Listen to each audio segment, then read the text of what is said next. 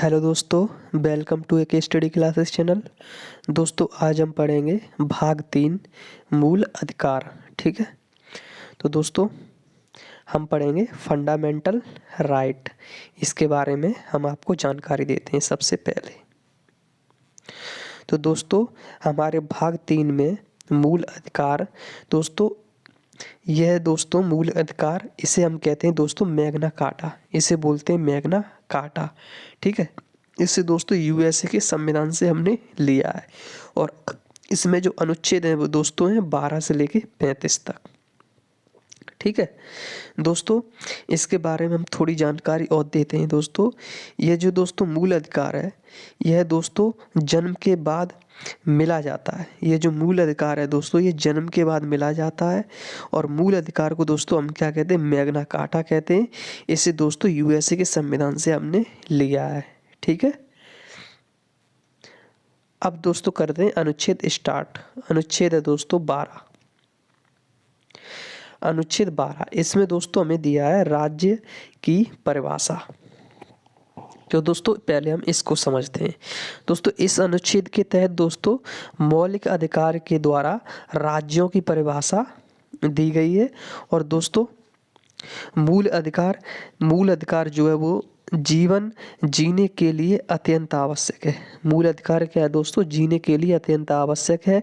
इन्हें हम दोस्तों नैसर्गिक अधिकार भी कहते हैं। क्या कहते हैं दोस्तों, नैसर्गिक अधिकार भी कहते हैं।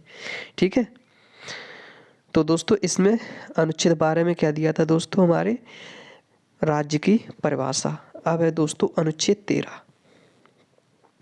अनुच्छेद 13 जो दिया है, मूल अधिकार से असंगत कानून लागू नहीं होगा। मतलब क्या है दोस्तों, यदि हमारे मूल अधिकार को किसी दूसरे मूल अधिकार प्रस्तावित करें तो हमारे मूल अधिकार पर रोक लगाया जाएगा, जिसे हम बोलते हैं अल्पीकरण किया जा सकता है। ठीक है, तो दोस्तों हमारे मूल अधिकार से असंगत कानून लागू नहीं होगा। यह दोस्तों अनुच्छेद 13। अब दोस्तों चलते आगे। आगे है दोस्तों समान, इसमें दोस्तों आता है पहला समानता का अधिकार, जिसमें अनुच्छेद दिया है 14 से लेके 48 तक। कहाँ से, 14 से लेके 48 तक। तो दोस्तों हम पढ़ेंगे समानता का अधिकार। तो पहले पढ़ते हैं अनुच्छेद 14। अनुच्छेद 14 जो दिया है, कानून के समक्ष समानता, यानी कि दोस्तों इसमें दिया है कानून के या विधि के समक्ष समानता। अर्थात इसे बोल सकते हैं दोस्तों कानून के सामने सब समान है। ठीक है, यह व्यवस्था जो दोस्तों हम कहाँ से लाए थे, यह जो व्यवस्था है दोस्तों, यह ब्रिटेन से लाए थे। यह व्यवस्था कहाँ से ली गई है दोस्तों, कानून के समक्ष समानता या विधि के समक्ष जो समानता है, यह जो व्यवस्था है दोस्तों हम कहाँ से लाए थे, ब्रिटेन से। ठीक है, जबकि कानून के समान संरक्षण की व्यवस्था तो दोस्तों हम अमेरिका से लेके आए। ठीक है, लेकिन दोस्तों वो कानून के सब समान है, यह जो व्यवस्था है वो ब्रिटेन से आई है। और दोस्तों अमेरिका से क्या ली गई है कि जबकि कानून के समान संरक्षण जो है, कानून के समान संरक्षण है, इसकी जो व्यवस्था है जो वो दोस्तों हमने कहाँ से ली, अमेरिका। मैं लिख के एक बार आपको बताता हूँ। यहाँ पे है दोस्तों कानून के सामने सब समान, कानून के सामने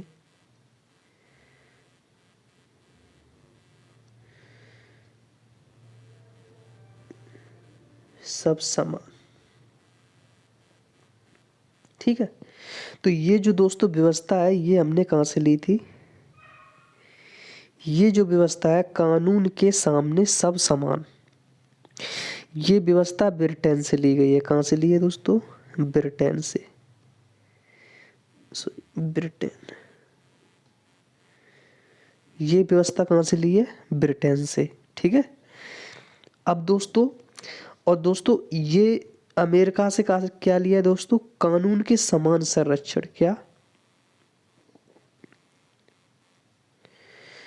कानून के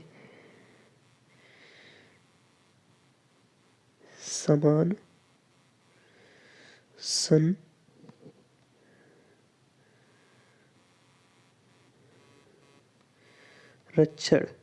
ये व्यवस्था दोस्तों हमने कहाँ से ली है? यूएसए। ठीक है, ये व्यवस्था हमने ली है अमेरिका से। तो दोस्तों इसमें एक अपवाद भी है। तो वो अपवाद क्या है दोस्तों? कि जैसे राष्ट्रपति है, राष्ट्रपति तथा राज्यपाल पर फौजदारी मुकदमा तथा इस पे दोस्तों गिरफ्तारी तब तक नहीं किया जा सकता है कि जब तक कि वे अपने पद पर हों। मतलब इसमें बताया गया है कि दोस्तों कानून के सामने सब समान है। तो जो हमारे दोस्तों राष्ट्रपति है, कौन?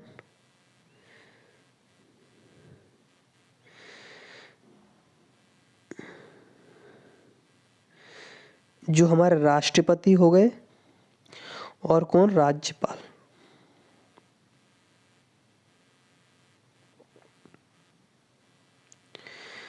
राष्ट्रपति हो गए और राज्यपाल। तो इन पे दोस्तों क्या होता है कि इन पे फौजदारी जो मुकदमा है तथा गिरफ्तारी तब तक नहीं हो सकती दोस्तों जब तक ये पद पर है। यानी कि ये जब तक पद पर हैं तब तक हम इन पे दोस्तों मुकदमा नहीं कर सकते। अगर ये दोस्तों पद से हटा दिए जाएं तो इन पे जो दोस्तों मुकदमा हो जाएगा। ठीक है, ये और सभी के लिए समान है, लेकिन ये दो व्यक्ति ऐसे हैं, राष्ट्रपति और राज्यपाल, इन पर ये लागू नहीं किया जा सकता जब तक ये पद पर है। ठीक है, समझ आ गया होगा अब। फिर है दोस्तों, धर्म, जाति आदि के आधार पर विभेद नहीं हो सकता। कैसे दोस्तों? आर्टिकल 15 कि जाति, धर्म और लिंग तथा जन्म स्थान के आधार पर सार्वजनिक स्थान या सरकारी स्थान पर भेदभाव नहीं किया जाएगा।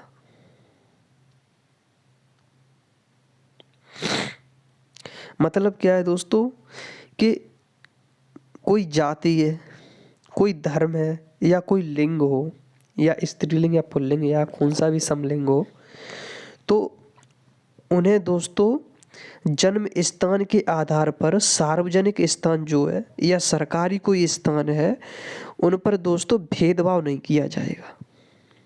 जैसे कि जब हमारा संविधान नहीं बना था दोस्तों, तो जो हमारे नीचे वर्ग के लोग थे, नीची जाति के लोग, ये है दोस्तों नीची जाति के लोग। हालांकि दोस्तों अब जाति जो व्यवस्था है वो कुछ हद तक कम हो गई है, लेकिन दोस्तों पहले ये जाति व्यवस्था बहुत थी। ये है दोस्तों नीची जाति के लोग, और ये नीची जाति से हो गए, और दोस्तों या कोई धर्म से हो जाए या कोई लिंग से, उन्हें कोई सरकारी स्थान पर दोस्तों क्या नहीं होगा, कोई भी सरकारी स्थान हो उनके साथ कोई भेदभाव नहीं किया जाएगा। ये दिया है आर्टिकल 15 में।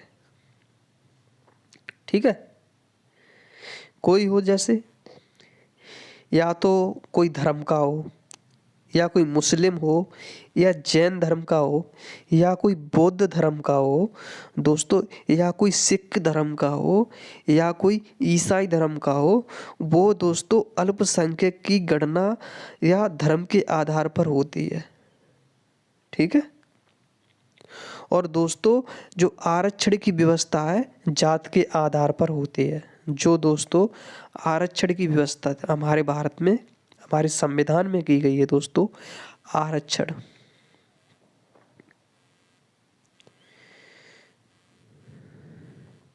जो आरक्षण की व्यवस्था है वो दोस्तों किस पर होती है? जाति के आधार पर। आरक्षण की व्यवस्था किसके आधार पर होती है? जाति के आधार पर। तो हमने क्या पढ़ा दोस्तों कि जाति, धर्म और लिंग तथा जन्म स्थान के आधार पर सार्वजनिक स्थान पर मतभेद नहीं किया जाएगा, चाहे वो किसी भी धर्म का हो, किसी भी जाति का हो और किसी भी या किसी भी लिंग का हो, उस पर कोई भेदभाव नहीं किया जाएगा।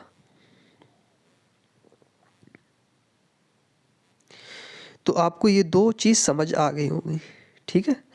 अब क्या है दोस्तों, नौकरी की स्वतंत्रता। अब क्या है दोस्तों, नौकरी की स्वतंत्रता, आर्टिकल नंबर 16।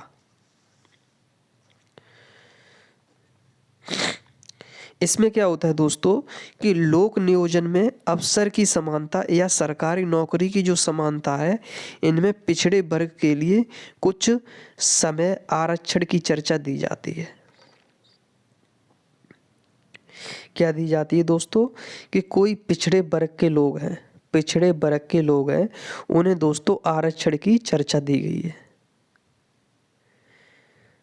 ठीक है। लोक नियोजन में अवसर की जो समानता है, वो सरकारी नौकरी की जो समानता है, इनमें दोस्तों जो पिछड़े वर्ग के लोग हैं, जो दोस्तों ऐसे जो नीची जाति के, या दोस्तों ये जो नीची जाति के लोग हैं, इन्हें दोस्तों क्या दिया है, आरक्षण की,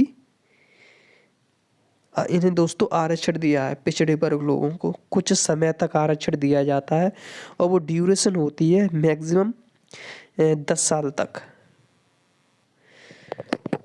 जैसे अभी हमारे भारत में जो हमारे संविधान में अभी आरक्षण बढ़ा के कितना कर दिया है, सन 2020 से कितनी कर दी है दोस्तों, सन 2030 तक 10 साल बढ़ा दिया आरक्षण, ठीक है।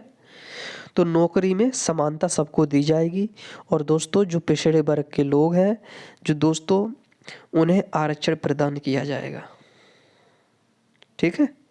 फिर क्या होता है दोस्तों, 17 है दोस्तों अस्पृश्यता का अंत, छुआछूत का अंत। दोस्तों पहले क्या हुआ करता था कि जो नीची जाति के लोग हैं, क्या है दोस्तों, नीची जाति के जो लोग हैं दोस्तों, वो कहीं पर या कहीं कुआं है वहाँ से पानी नहीं भर सकते थे। मान लो ये दोस्तों, ये है दोस्तों नीची जाति की,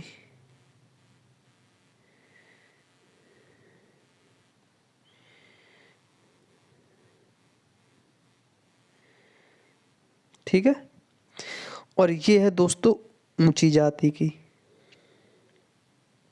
इसकी जो जात है वो क्या है दोस्तों, ऊंची, ठीक है। तो ये क्या है, मान लो कि दोस्तों ये टंकी है, तो ये दोस्तों आई है पानी भरने अपने यहाँ से, घर से, तो दोस्तों इसे पानी नहीं भर दिया जाता था क्योंकि ये नीची जाति की है, ठीक। ये चीज दी है अस्पृश्यता का अंत। अगर कोई भी दोस्तों नीची जाति का व्यक्ति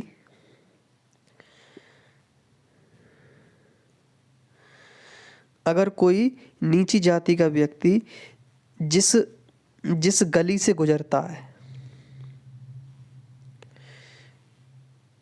मान लो हमारी है ये गली,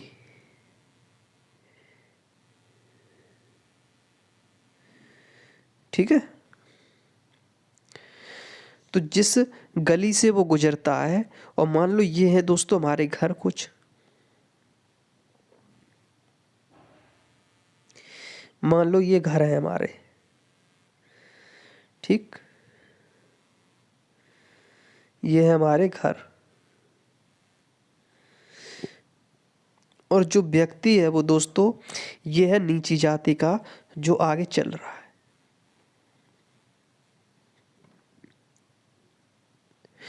तो दोस्तों ये नीची जाति का व्यक्ति जब किसी के घर से या कोई मंदिर होता था तो वो निकलता था दोस्तों, तो उसके पीछे झाड़ू बांध दिया करते थे। पहले क्या बांध दिया करते थे दोस्तों, झाड़ू।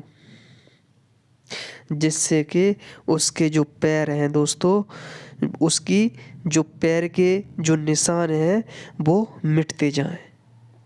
क्योंकि जो ऊंची जाति का व्यक्ति आएगा तो दोस्तों वो क्या करेगा, उस पैर के उसके पैर के निशान उस पे जाएंगे और वो दोस्तों अछूत हो जाएगा।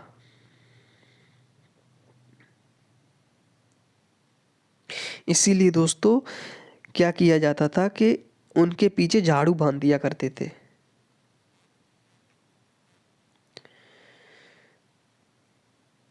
ठीक है, तो ये दोस्तों आर्टिकल 17 में ये दिया है छुआछूत का अंत।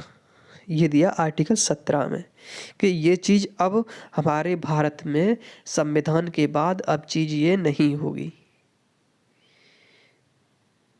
ठीक, फिर क्या आता है दोस्तों, फिर आता है दोस्तों उपाधियों का अंत। उपाधियों का अंत आर्टिकल अनुच्छेद 18। तो 14 में विधि के समक्ष समानता या कानून के समक्ष समानता। 15 में हमने पढ़ा है दोस्तों धर्म जाति आदि के आधार पर विभेद नहीं होगा। ठीक है, और 16 में हमने पढ़ा है नौकरी में समानता। 17 में हमने पढ़ा है अस्पृश्यता का अंत और 18 में पढ़ेंगे दोस्तों उपाधियों का अंत। तो दोस्तों उपाधियों का अंत इसमें पढ़ेंगे और जानेंगे दोस्तों। जो उपाधियों का अंत है वो शिक्षा और सुरक्षा तथा भारत रत्न, पद्म विभूषण इत्यादि रख सकते हैं, लेकिन विदेशी उपाधि रखने के पूर्व राष्ट्रपति से अनुमति लेनी पड़ती है।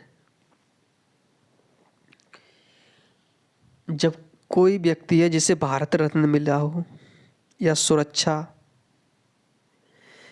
या पद्म विभूषण कोई भी हो दोस्तों, वो उपाधि नहीं रख सकता अपने आगे।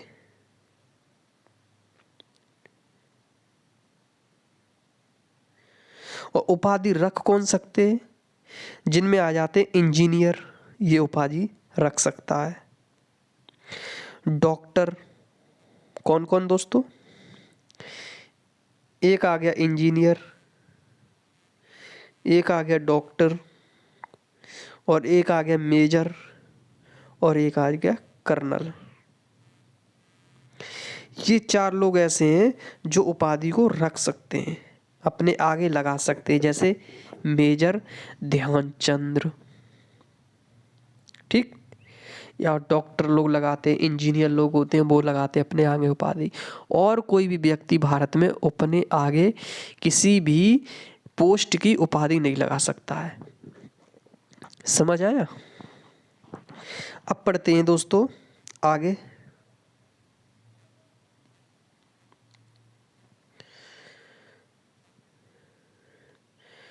अब पढ़ते हैं दोस्तों स्वतंत्रता का अधिकार।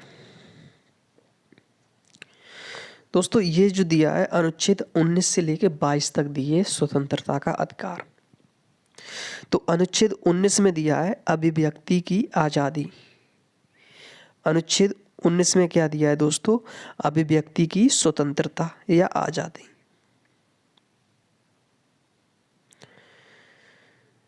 तो इसमें सबसे पहला है दोस्तों बोलने की स्वतंत्रता। क्या है दोस्तों, बोलने की स्वतंत्रता।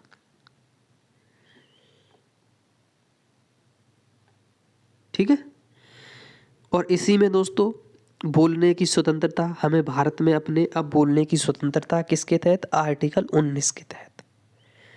पहले बोलने की स्वतंत्रता नहीं थी, तो हमें भारत में अब बोलने की स्वतंत्रता है। और झंडा लहराने की स्वतंत्रता है, पुतला जलाने की भी स्वतंत्रता है। ठीक, और आरटीआई एवं प्रेस की स्वतंत्रता है। तो ये आर्टिकल 19 के तहत हम किसी का भी पुतला जला सकते हैं। जैसे कोई गलत विरोधी भारत के प्रति काम कर रहा है दोस्तों, तो हम लोग क्या करते हैं, उसका पुतला जलाते हैं।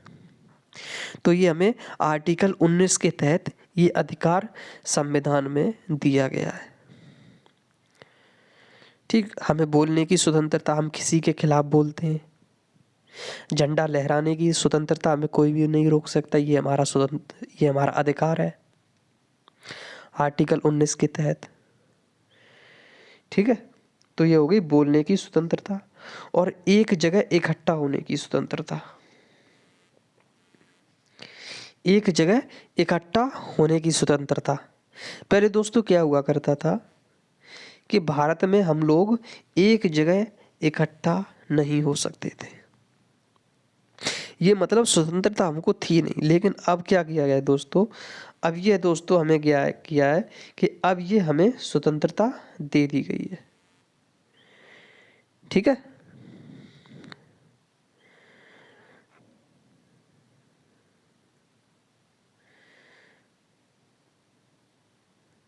और दोस्तों हमें स्वतंत्रता दी है कुछ, सभा व समूह बनाने की स्वतंत्रता। बिना हथियार के हम सभा करने की स्वतंत्रता रख, अगर हथियार है तुम्हारे पास तो आप सभा नहीं कर सकते। बिना हथियार सभा की स्वतंत्रता कर सकते हो, ये आपका अधिकार है। और तीसरा है दोस्तों घूमने की आज़ादी। चौथा,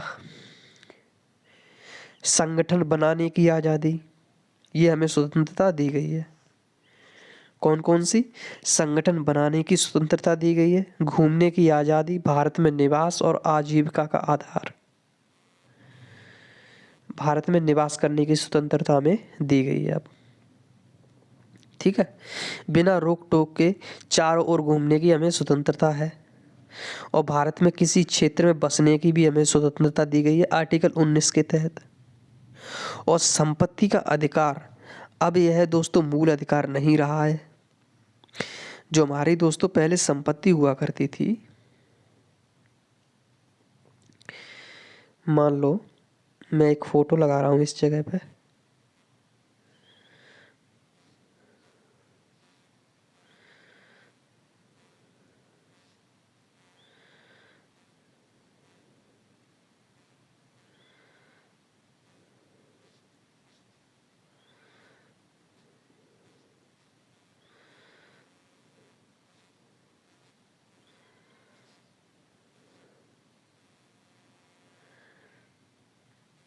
फोटो भी गायब हो जाता है।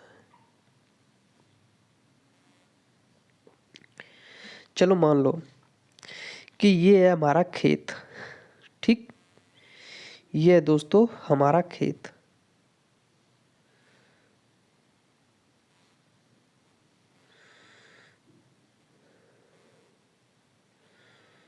ये है दोस्तों हमारा खेत। ठीक है, ये हमारा खेत। ये स्वतंत्रता का अधिकार है दोस्तों, जो है आपका 6वां पॉइंट है कि संपत्ति का अधिकार है। अब यह दोस्तों मूल अधिकार नहीं रहा। पहले ये जो संपत्ति का अधिकार था वो मूल अधिकार था। ये है दोस्तों हमारा क्या, खेत। अब सरकार दोस्तों क्या करती है, सरकार क्या करती है दोस्तों इसमें कि वो दोस्तों यहाँ से निकालती है कोई सड़क। मान लो यहाँ से कोई सड़क निकाल रही है,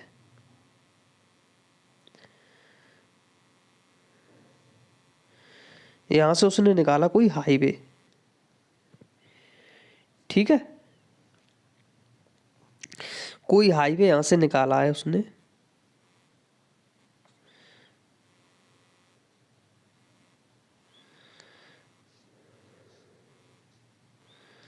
ये कोई हाईवे निकाला। तो पहले आपका एक मूल अधिकार था कि हम अपनी ज़मीन पर ये हमारे पुरखों की ज़मीन है, मैं ये खेत मैं सरकार को नहीं दे सकता। ठीक है, ये खेत मैं सरकार को नहीं दे सकता। ये हमारा मूल अधिकार था पहले। अब दोस्तों क्या किया गया है कि इसे दोस्तों अब किया गया, बल्कि अब ये कानूनी अधिकार हो गया है। ठीक है, इसे क्या किया है दोस्तों, संपत्ति का अधिकार जो मूल अधिकार था वो दोस्तों अब क्या हो गया, अब ये दोस्तों एक कानूनी अधिकार हो गया है।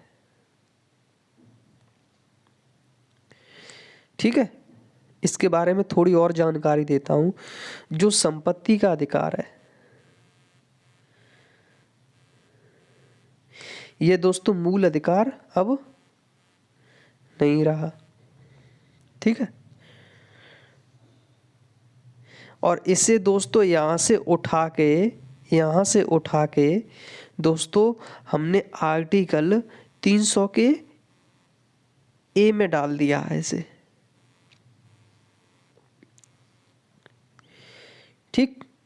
ये कानूनी अधिकार हो गया है। और दोस्तों और ये 300 का ए आता है भाग 12 में। अभी हमारा मूल अधिकार नहीं रहा कि हमारी ज़मीन है, अगर वो सरकार चाहेगी तो आपको छीन लेगी, ठीक है। सरकार चाहेगी तो आपकी ये ज़मीन उसके काम की बाधा बन रही है तो वो सरकार ले लेगी ये ज़मीन। और जो आपका मुआवजा होगा, जो आपका इस ज़मीन का जो भी उसे रुपए देने होंगे वो देगी। और वो ऐसे नहीं कि आपकी जो ज़मीन है वो है दोस्तों मान लो 5 लाख की, सड़क के किनारे मान लो 15 लाख, ठीक है। अगर यहाँ से सड़क निकल रही है तो वो ज़मीन क्या हो जाएगी दोस्तों, महंगी हो जाएगी। यानी कि वही ज़मीन अब मान लो 25 लाख की, तो जो 25 लाख रुपए हैं दोस्तों वो सरकार आपको देगी, ठीक है। ये चीज़ समझ आ गई होगी। तो ये हमने आपको पढ़ाया है। अब दोस्तों आगे चलते हैं।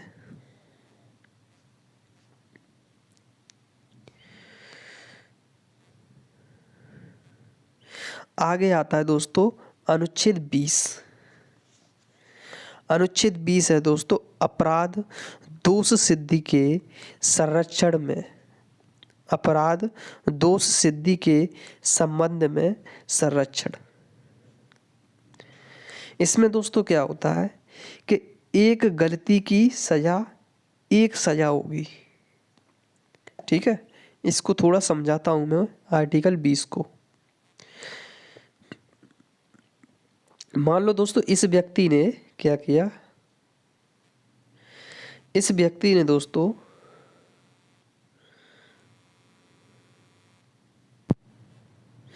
इस व्यक्ति ने क्या किया है दोस्तों कि कोई इसे किसी भी चीज़ से, या तो ये चोर है, मान लो ये चोर है, ठीक। ये कौन है दोस्तों, चोर। इसे दोस्तों सजा दे दी गई अब, ठीक है। तो उसे दोस्तों चोर क्या, उसने एक गलती तो की है, चोरी की है, एक गलती की है, तो दोस्तों उसे एक गलती की मात्र एक सजा दी जाएगी। ये चीज इसमें बताई है। और सजा उस समय के कानून के आधार पर दी जाएगी, ना कि पहले या बाद के कानून के आधार पर। सजा दोस्तों उस कानून के आधार पर दी जाएगी, ना कि पहले के कानून। मतलब क्या है दोस्तों कि सजा जो अभी ये पकड़ा गया है उस कानून के आधार पर दी जाएगी, ना कि पिछले बार का कोई इसका वो मुकदमा उठा लिया जाए कि भाई तूने तो भाई उसका बलात्कार भी किया था, तूने उसका एक्सीडेंट भी किया था, तो उसकी भी सजा इसको दो। लेकिन ऐसा अब ये नहीं है, ठीक है। एक सजा की है, एक और एक सजा की दोस्तों, एक कोई घटना की है उसकी, उसके पास उसे एक ही सजा दी जाएगी उसे, ठीक है। ये चीज दी है इसमें।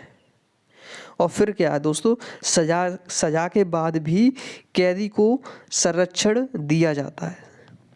सजा के बाद भी दोस्तों कैदी को संरक्षण दिया जाता है। और अनुच्छेद 20 के अनुसार जब तक किसी व्यक्ति को न्यायालय दोषी करार नहीं कर देती पुलिस, तब तक दोस्तों उसे अपराधी नहीं माना जाएगा।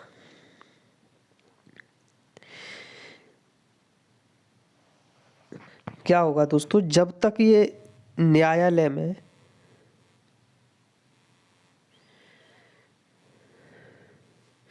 इसे जो पुलिस है दोषी करार नहीं ठहरा देती, तब तक दोस्तों वो व्यक्ति जो है वो अपराधी नहीं माना जाएगा। समझ आया? अब चलते हैं अनुच्छेद 21। यह है दोस्तों अनुच्छेद 21। अनुच्छेद 21 में दिया है दोस्तों जीवन का अधिकार। जीवन का अधिकार या दोस्तों बोल सकते हैं प्राण एवं दैहिक स्वतंत्रता। अनुच्छेद 21 प्राण एवं दैहिक स्वतंत्रता। इसी के कारण अधिक धुआं देने वाले वाहन, जो अधिक धुआं देने वाले जो दोस्तों वाहन होते हैं,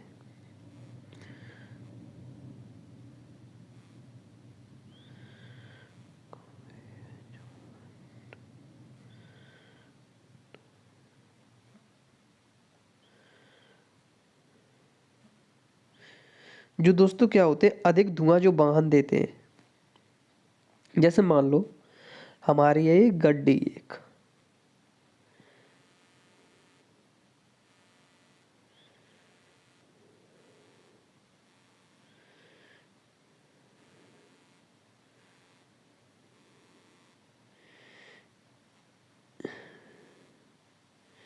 ये दोस्तों अपन की एक गड्डी, ठीक है, चला रहा हूं मैं। और दोस्तों क्या है कि ये दो देती है दोस्तों धुआं, बहुत प्रदूषण फैला रही है दोस्तों। सर्ज इसकी हमने सर्विस नहीं कराई है, बहुत धुआं दे रही है हमारी गाड़ी, ठीक है। तो दोस्तों इसमें क्या है 21 में प्राण एवं दैहिक स्वतंत्रता।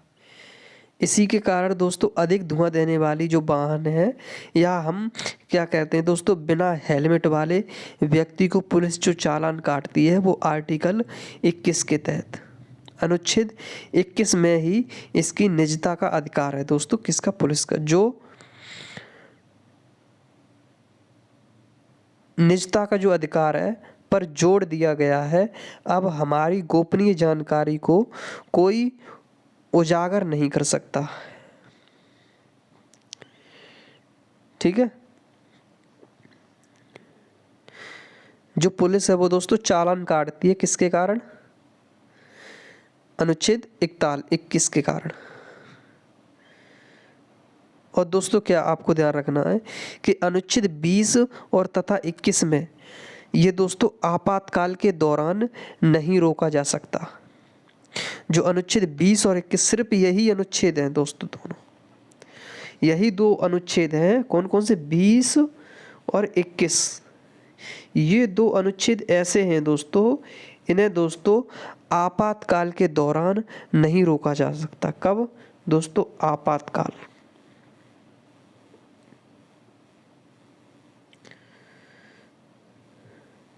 आपातकाल के दौरान दोस्तों इन्हें नहीं रोका जा सकता, अतः इसे सबसे शक्तिशाली या मूल अधिकार कहते हैं। सबसे शक्तिशाली या मूल अधिकार किसे कहते हैं? अनुच्छेद 20 और 21 को। अनुच्छेद 20 और 21 को क्या कहते हैं दोस्तों? सबसे शक्तिशाली मूल अधिकार, ठीक है।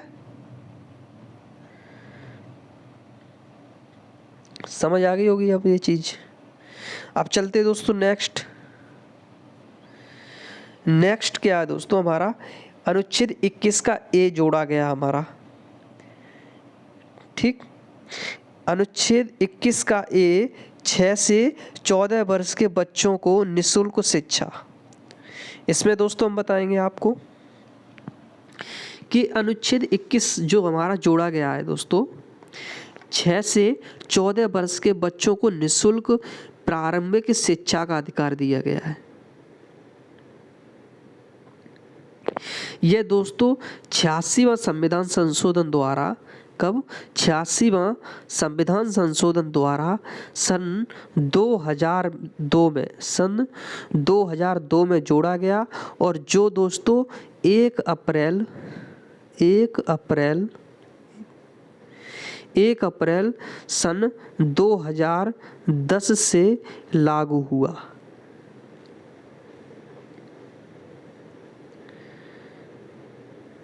ठीक है। तो दोस्तों अनुच्छेद 21 का कहा, जिसमें दिया है 6 से 14 वर्ष के बच्चों को निःशुल्क प्राथमिक शिक्षा का अधिकार दिया है। और दोस्तों इसे 86वां संविधान संशोधन द्वारा सन 2002 में जोड़ा गया है दोस्तों। और इसे 1 अप्रैल सन 2010 से क्या किया है दोस्तों, इसे लागू किया है। तो ये चीज़ समझ आ गई होगी। अब आते पीछे अपने। फिर है अनुच्छेद 22 क्या है, गिरफ्तारी के संबंध में संरक्षण।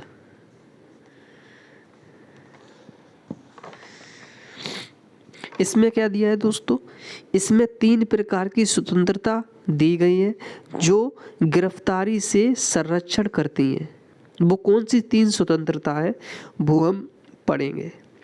तो इसमें जो दोस्तों पहली स्वतंत्रता है कि व्यक्ति को गिरफ्तार करने से पहले वारंट बताना या कारण बताना जो है दोस्तों, वो व्यक्ति को कोई व्यक्ति है दोस्तों, उसे गिरफ्तार किया जाता है तो उसे कारण बताना होता है। ठीक है, पहले क्या बताना होता है, कारण। और दोस्तों 24 घंटे के अंदर उसे न्यायालय में शरीर प्रस्तुत किया जाता है। इसे 24 घंटे में यातायात तथा अवकाश का समय नहीं गिना जाता। गिरफ्तार व्यक्ति को अपने पसंद का वकील रखने का अधिकार है। दोस्तों हम इससे समझाते हैं आपको कि जो व्यक्ति है दोस्तों, कोई जिसे हमने गिरफ्तार किया है, कहाँ भाई गिरफ्तार वाला व्यक्ति, गिरफ्तार वाला किधर, ये रहा, ये है दोस्तों गिरफ्तार वाला व्यक्ति।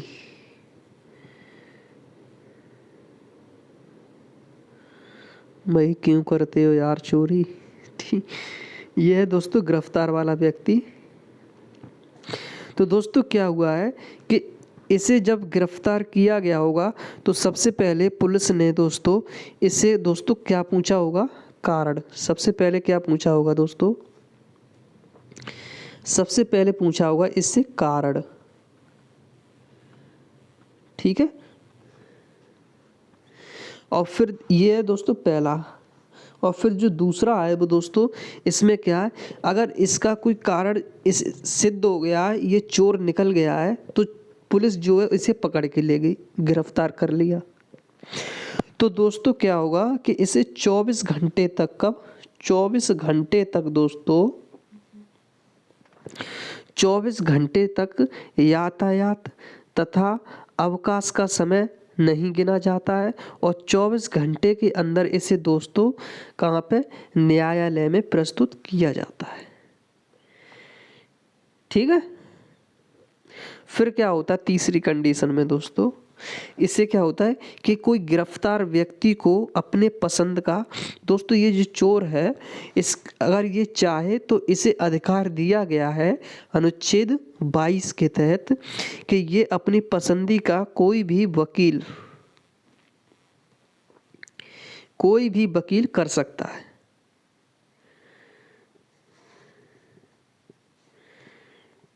ठीक है दोस्तों, तो ये चीज हमने आज पढ़ाई आपको। ठीक, आगे हम जो तीसरा पॉइंट बाद में पढ़ाएंगे दोस्तों, शोषण के विरुद्ध अधिकार, ये पढ़ाएंगे नेक्स्ट पार्ट में। तो दोस्तों तो हमारा संविधान का भाग 3 मूल अधिकार हमने आज पढ़ाया है दोस्तों आपको।